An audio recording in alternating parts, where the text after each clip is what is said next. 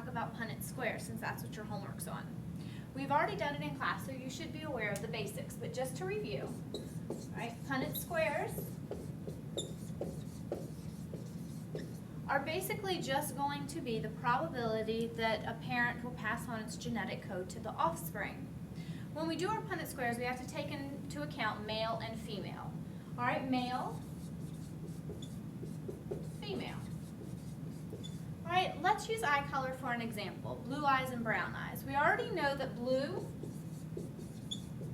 is going to be what we call recessive, which means it has two little letters. So let's give it a little b and another little b. Our brown is going to be dominant.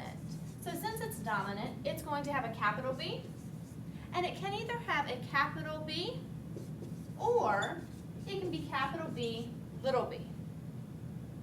So let's do an example of a recessive male, so he has two little b's, and a dominant female who is homozygous.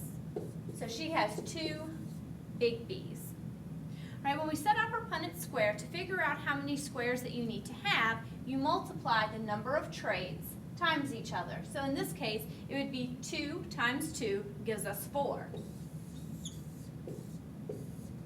All right, so once we have our square drawn, we put our male genetic code up here and our female along the side. So remember, our male was homozygous recessive, which means he has two little b's, and our female was going to be homozygous dominant, so two big B's. And then we just multiply them out. So in this square, we get big B, little b. We get big B, little b again, big B, little b, and lastly, big B, little b. So if I were to ask you, what are the chances that their child will be brown-eyed but heterozygous, you would say 100%. Because we see that our big B gives us a brown every time, and since they're two different sized letters, we are going to get it to be heterozygous because that means different. Alright, so we already talked about when the female is going to be homozygous dominant, so big B, big B. But what happens if that female was heterozygous dominant, where she would have one big B and one little b? Well, let's take a look.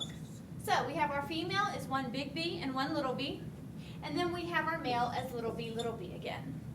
This time when we do it, we get a big B, little b, a big B, little b, and then little b on the bottom.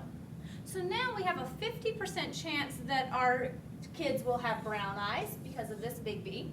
And then we have a 50% chance of them having blue eyes since we have a homozygous recessive gene at the bottom.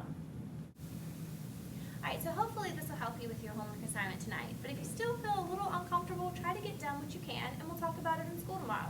Good luck and have a great night, you guys.